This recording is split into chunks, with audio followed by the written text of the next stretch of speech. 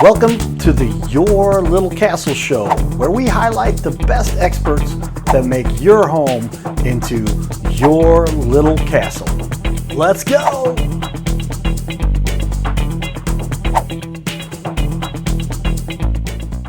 Welcome to another fun episode of the Your Little Castle Show. You know, you can't have a house, you can't have a home, right? You can't have a household. You can't really have a family in your house unless you've got some leadership development, right? Unless you've got some facts, some entertainment with regard to something that the family can do together. So we're very fortunate to have on today's show one of the top artists in the country right now. There's Willie J. All right. And Willie is because we've been working together so long, he's become a co-host on the show here. I'm excited. And a superstar co-host at that. So we really appreciate you taking the time. But Willie has some other fun, cool, powerful, influential people, emerging musicians, but established world champions. So I'm going to give a shout out real quick to some of our sponsors. You can see out there, boy, we've got some cool people we're working with. There's my buddy Dan from Napleton. And then, of course, everybody knows Carroll House, Brooke Dubman, both awesome sponsors. We're so proud to have them on the show here. And you can see them up behind me and on Your Little Castle Show. But, oops, I pressed the button the wrong way. That's all right. But here is the look at this resume, ladies and gentlemen. And I know, am I putting you on the spot a little bit? I apologize. Man right here. How often, I didn't quite realize it. I took a guess, and I was up. You guys really got my email at like 2 o'clock in the morning, I think. You know how we do, man. And we just work. We just grind. And I said, I took a guess, because I couldn't count all the titles. It was hard to find. And just this title, and this championship. So I'm going to summarize for Arthur Flash Johnson, ladies and gentlemen, in the studio here, part of the Pure Mission Entertainment Network, helping empower people. I'll let Willie talk about that. People, changing lives, creating hope through arts and entertainment. And, yes, absolutely. You got it. This is the legendary Arthur Flash Johnson. We're from the same city, and we're going to let him kind of tell you how, we came together and just, let's start with the boxing first, though, and leading up into the music. Yeah, let's talk about, so you've got, I'm going to read them off here real quick, and I want you to touch on these. Okay. Goodwill Games gold medalist, winner of 12 national titles. Yes, sir. National 12 titles, and 3-time pro world boxing titles, and an emerging musical artist. Willie, what's your perspective on that? Well, it just shows he's a man of many gifts and talents, and the God-given gifts, and I feel like we have to use those, and he's a prime example of releasing all of your potential. And Thank you. Brother, how did we meet, though? By the way. Wow. Wow. It seems like it's been a long time ago. By the way, right? That's right. We met at of all places, the post office. Check it out. And we both had a mutual buddy there. Yep. And he took the time to introduce us. He says, I think this guy would be interesting, and I think this guy would be interesting to each of us, he said. Absolutely. And he said, hey, you guys should connect. Yeah, he did. And, he did. When he did that, basically because of the way that we've been taught, right? Right. We took the time out to cordially introduce ourselves to each other. Right. Not knowing that it would lead to what it led to. What it led to. No doubts, no doubts. So that's where we met. Yeah. The post office. And it's amazing story, and I had no clue that this was that world champion from the same hoods and city and streets of East St. Louis, Illinois. And I'm like, wow, he's from, where are we from? This is the Arthur Flash Johnson that I've heard about. And little did I know he could sing, but what made you want to box? Before the music, what made you want to box and become the champ that you are? Man, listen, I always envisioned myself as a kid, I would go around in my home, the home I grew up in, and I would put something called aluminum foil in my mouth. And aluminum foil? Aluminum foil, because that would be my mouthpiece. Okay. And so I had this dream that I would boxing, and even before I knew what shadow boxing was, I was doing that in the home. And I happened to have an experience very early in life with boxing. I probably was around about maybe 9 or 10 years old. Wow. And Wow. some kids were boxing on the outside, and I went out and asked if I could be a part of that. And of course, not knowing anything about boxing, going, jumping in head first, getting knocked on my tush. But it would take a few years later that I would actually be introduced to it the right and proper way. And so I got into boxing at around about age 12.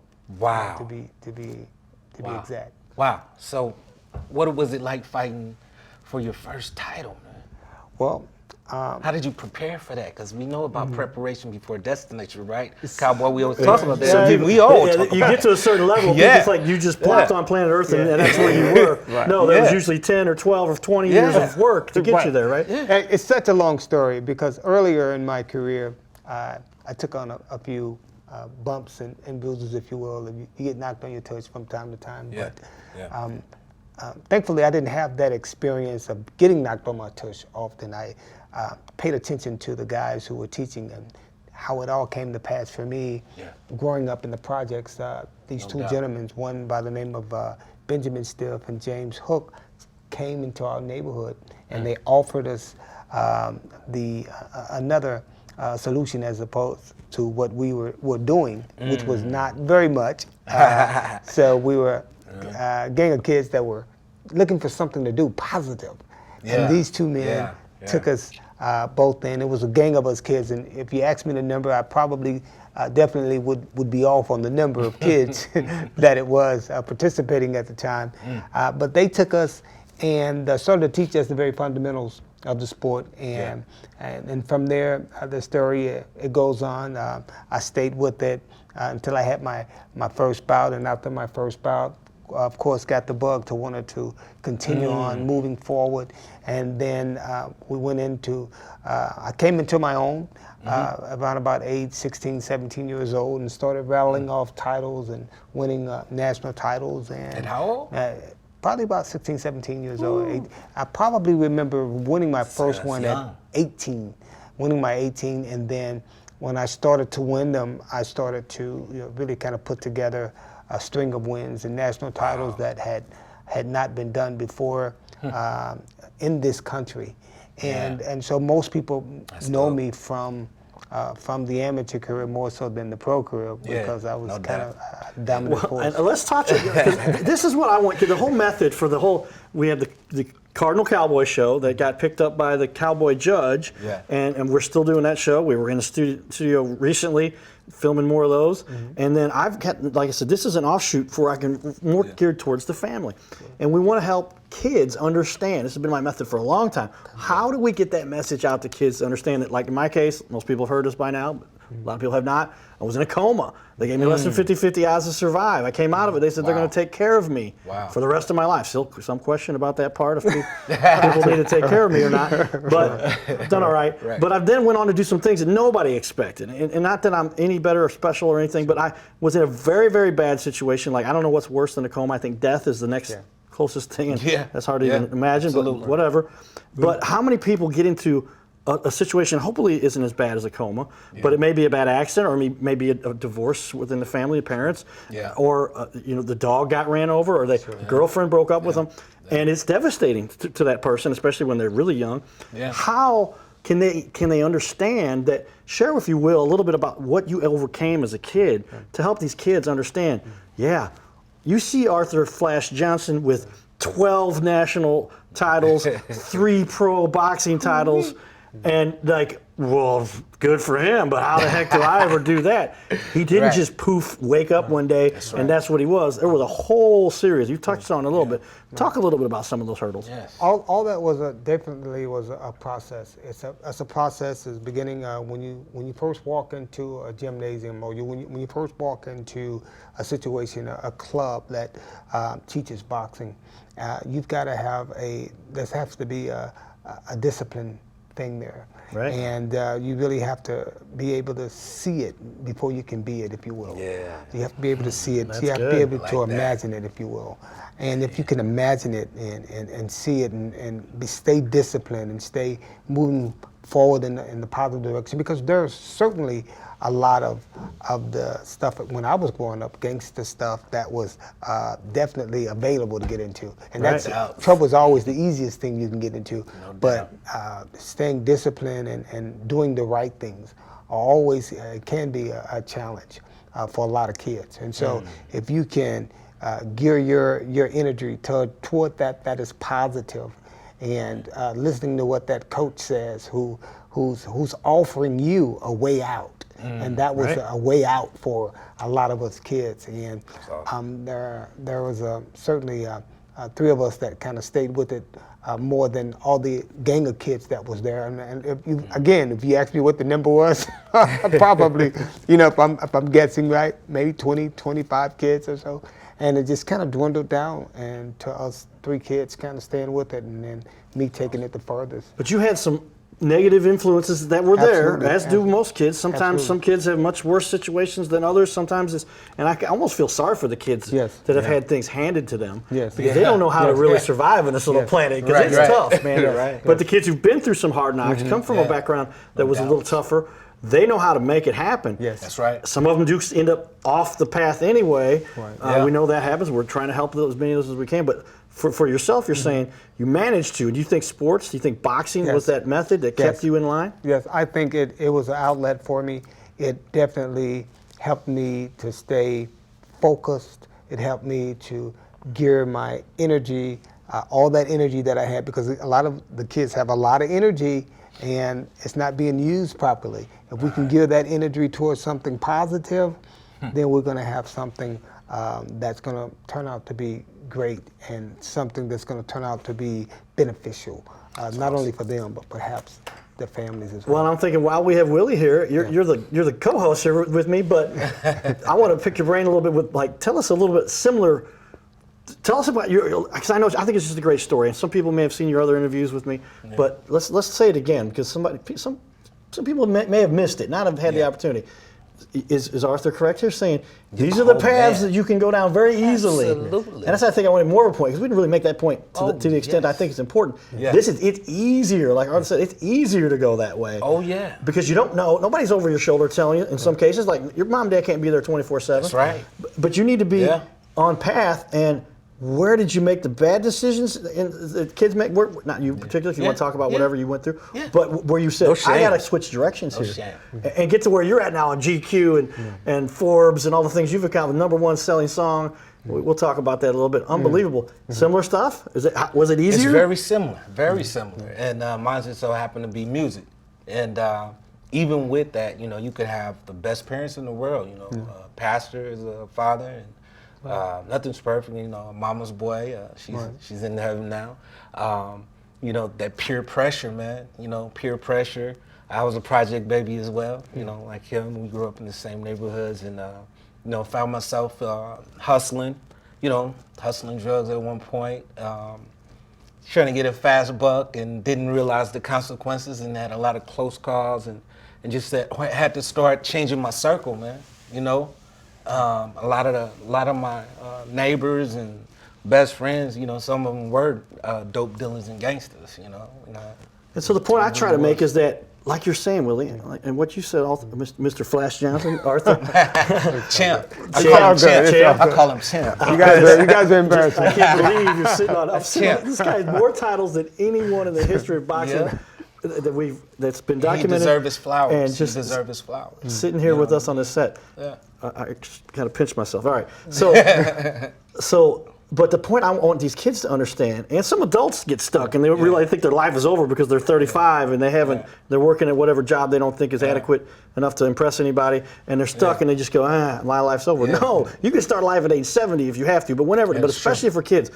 I know what happens. I speak to kids at different organizations and groups, and you can just see they got big eyes, they're ready to go. But somebody somewhere along the line told them that they're not going to be able to do it. They told me this after my coma. He's not going to be able to do it. These are doctors that were telling me in my case. That's the harder, whatever. But crazy. They need. What is it that do you think gives that kid that little burst to say, wait a minute, you became the. And you come from a background was no different than mine, or maybe better, or maybe worse, and you made it. do you think I can do that? Is that what is possible here? I want somebody to tell me, am I crazy? Yeah. Is it absolutely the truth? Any kid can go for this if they are willing to do what they... Absolutely, and it just kind of brings up a point to what I'm doing now with the Arthur Johnson Foundation. Yeah. We help these kids. We point out to them, and usually if you can reach a kid, a lot of times the kid can reach their families. You know, it should be almost kind of the opposite of that, right? Because you know the parents should be the one that. But in a lot of our cases, we have kids that really influences their family, and if we're able to share with them the hope that this is all a possibility, if you're able to give yourself to it, if you're able to sell out to it, if you're able to dedicate yourself, discipline yourself, and do the things that you need to do, you know, showing up. You know, being a winner is basically showing up. A lot of that's the first part of it. Showing up. First step to success is showing up. Showing up. Being there, putting in the time. And so we've had a number of kids that we've had to come through our program, through the Arthur Johnson Foundation, the Flash Boxing Gym, that stuck with it, hung on, and came from improbable places. But at the end of the day, when they stand winning a national title, and it's my hope to duplicate, When you can duplicate yourself, then you've done something. So, well, if you've reached the levels you have, that's going to be hard to duplicate. But would you agree that at least, because I didn't make it as a pro baseball player, I have coaches that told me that I had what it took, I was going to make it, it was a matter of time, and then God had a different path for me. And I could have very easily, I was actually going down that path of, this sucks, this isn't fair, I'm just going to vegetate in my parents' basement. But what is it that causes the switch to happen? You go, wait a minute, it doesn't have to be this way. Right. And for me, it's not a matter of, and Willie, I don't know if you agree with this or not, you might, but I feel a little bit weird sharing some of my accomplishments. But at the same time, it's like, I don't care so much what people think that are going to be jealous or hateful. They got another issue, we'll deal with them at some other point. Absolutely. But for the kids that need to hear that, because when I tell about the things that I've accomplished, I go, but you understand, I have no better ability than you. I have no better talent than you. I'm not any smarter than anybody else. It's somebody who has the will, who's willing to stick with it, who's willing to go after it, that will beat the guy who's smarter, more talented, more athletic. Resilient. Because they're willing to go for it and never give up. And the point being, that it's truly the case, unless there's some other, like, I don't want to talk about the things that, but we've seen people that are in wheelchairs, et cetera. Obviously a different set of circumstances there, and I would still encourage them to go. Maybe they can't play basketball, but they can still become a PhD and a philosopher or whatever to make and when is it at the point where we can say to kids, anything is possible, you got to go after it. And they may not become Arthur Flash Johnson, but they will probably become a great coach. And they really get to influence a lot of kids and change lives that way.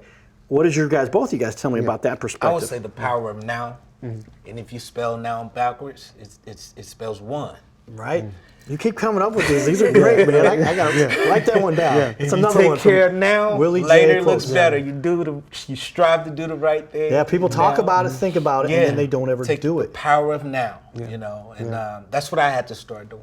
And it's possible with anyone, and with the help of God, you know. So, I'm gonna piggyback off Willie here and say that if you can see it, you can be it. That's what I said earlier. I like that. If you can see it, you can be it. You have to be able to envision yourself. And I'm gonna tell you a quick little short story about before I became all that champion stuff. I would walk around in those projects. I would take long walks, and I would envision myself being interviewed by such and such, maybe Howard Cosell at the time there, right? So I would envision myself seeing that. I would envision myself doing it. So I think if you can get them to begin to envision themselves, if they can see it, they can be it. That's one of the things that we really talk about. And that is being able to envision and see it. And if you envision it, and if you envision and you see it, then you're going to do those things that you've got to do to get yourself in those positions, and let them know that it is possible. You know, you're going to basically come up against some challenges, and those are the things that if I didn't say that, then I'm not I'm not being real. I'm not being Right. I'm not being true. Practicing what you preach. No Exactly. doubt. So you're going to come up against some challenges, but Oh, the yes. key thing is if you can see it, you can be it. You can overcome it. That's You right. can overcome it. Sure. And I agree. that's how we get them into the winning circle. Yeah. Yes, and Yeah. like I said, it is rare, and I hate the coaches that say, and they don't say this out loud too often, but they know this kid does not have the skills to make it to the professional level. But the skills he's going to learn from playing this sport, from being part of this team, are going to get him through life Yes. in an exceptional Yeah. way to Yes. where they become the chief of police or the firefighter You're or right. the nurse or the doctor or the Yeah. mechanic that gives them the skills to have a fulfilled life. And really, like my dad never made a ton of money. That was for sure. That was kind of, well, I'm not going to be a college admissions counselor because I know a little bit about how much money they make. But he had a completely fulfilled life because he made such an impact helping kids go to college. And if anybody has a similar contribution, it's hard to have a job or career on this planet where you're not contributing somehow to help people. So the Right. key is Right. get into something where you can get into that career, whatever it is, Yeah. and go for the top like Willie or go for the top like you, and maybe you get there like you guys do, but if you don't, you still could end up maybe just doing what the Cardinal Cowboy does and running around in a baseball uniform. You made it. You made it. You gave such a great example, and I would rather have a kid that comes to the gym who may not be the most talented kid, he may not be the most gifted kid, Yeah. but a kid that has a hard work ethic, and That's it. he's going to pay attention, he's going to That's become it. what you call a student of the game. He's going to be teachable. I would rather have that kid than to have a kid who's flat out talented. No doubt. Because most of the time with those kids, there's a lack of something.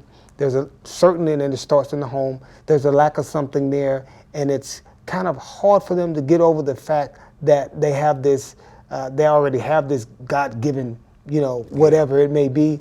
But a kid that doesn't have that, but have those ethics, those work hard ethics, that discipline type of ethics that it's going to take and focus. I would rather have that kid because, as you pointed out, he's going to turn out maybe not being a champion so much here in the ring or here at this particular piece of competition, but he's going to turn out to do some great things in his life because that track record of being disciplined is going to follow him. Yeah, whoever sticks with it and wins the race, That's it. or finishes top, consistently wins the game. That's it. Resilience is brilliant. Consistent. There it is again. Really, everybody. All Resilience right, is before we run out of time here, it goes fast on it. This is a half-hour show, and we're almost through it. You got some pretty impressive. I found a couple of these. Willie sent me a bunch. I found a couple on my own. But like this guy with the hair that goes straight up. That's like that is the king, Don King. Don King, who is like the king of boxing. Right. Legendary I'm Don like, King. I know Arthur made it, but I didn't really. I mean, you made it. There's Don King. Talk about some of these pictures that people I see on my computer screen in front of me, but people are looking on the wall here. Yeah. Talk about what was it like working with Don King. Oh, it was great working with Don King. I mean, he's the ultimate promoter. A lot of people try to be like him today, and there's only one of him. He's.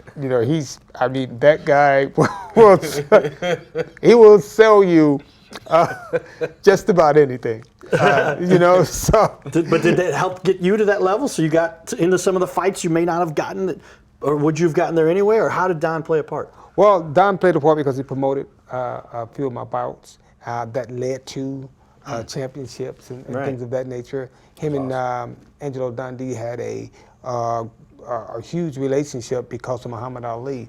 And so I was a part of the Muhammad Ali. Did you meet Muhammad Ali? Muhammad Ali came to see me box. Man, I probably was around him a great deal without even having a conversation with him because I was a member of the Ali family with Angelo Dundee. Wow. So I was a member of that family. That's impressive. And in fact, a few years ago, before Ali died, of course, Angelo passed, and I was sitting right behind, Ali. So we never even really had a conversation, although Angelo would tell Ali about me, and then, of course, me about Ali. So we were family members. We were in the family. So that's Well, I'll tell basically you, how Ali, that worked. Muhammad Ali had no idea who I was, but you're sitting there, you're sitting there and they're having conversations about you. Unbelievable. All right, couple belts here we've got. You're wearing them. They're in your storage safe up there. I mean, some big fights. Right. All cool stuff. We had more time. I tell you, it goes so fast. The other thing now, this is where Willie kind of comes in. I think you guys explained to me. Yes. You guys have a #1 hit going on out there. Yes. It's had millions of listens We and have views. several Billboard hits. And Europe. you're singing in it. Yes. So Yes. Willie made it now. Willie's trying. He's helping people. He's become an agent, I guess, right? Is it? He's my manager. He's your manager? Yes. It's an honor. It's an honor. And then I hear you sing, and I'm like, man, he man, got some V's. Arthur is multi-talented, Yes. multifaceted. Because I heard you Yeah. sing. It's beautiful. Yeah. We'll play that video. Either we have to edit that in or whatever. We'll do that. Right on. But that's just amazing. We get the launch. It's going to be of that Yeah. coming up here. Probably this show will air after that show. Because you were in our studio last week. That's going to air this coming week on the Your Little Castle show. Yeah, But our we had a great time. our first show ever went last night. I had to watch it at 12. It was after Modern Family. All right. So we had a great All right. time slot for that. But I mean, just what you guys are working on together, and just you get the opportunity, I guess I say. But I'm honored. It's a God-given honor. Flash Johnson, he he's wants to talented. sing and can sing. And he can sing. And this is Obviously- why I put him on numerous records too. Right. He had that soulful, gritty Thank you, man. voice. You know what I mean? On Sunshine with the Rain, we number 3 on Billboard in Europe, right? And then number 2 with We Love You Puerto Rico, featuring various artists. My man's on here on that one. And then he's on the EP that you see. We're both on the what is that? The New York Times Billboard, Times Square. And now leading up to now, working on his hit single, Time Is Changing. Time is changing. Time is changing. And I had the honor of singing background with his beautiful wife, Latanya. And he's a good writer too, man. He's not just a great singer, the guy can write. He's a great lyricist. Thank you. And this is a timely song and it needs to be heard. Yes. Okay? And it's about coming together. And I want to just say something very briefly about that. I want to thank the guys that played a part in it. Timmy. You know, Timmy Chandler, professor at Timmy. Southern Illinois Salute University. Tim. Great production, buddy. Did a great job on it. My son played the drums. Yeah. And then we had guitars. Josiah played the guitar, lead guitar. Of course, you on vocals and my wife on vocals. Well, just so everybody can see, because we're about Yeah. to run out of time here, guys. But Arthur on right there, that middle picture, that is a screenshot I took from the video that I got exclusive rights before it went public. Yeah. And you're standing in the studio while Willie's playing the piano. We're singing. That's where we recorded it at too. That's right there. So, ladies and gentlemen, if you want to be part of the Your Little Castle, let us know. If you know a leader in the community, if you know some businesses, that's where we're really striving to help the businesses that are tied to the home, to the household, to the family, and to help make your home Your Little Castle.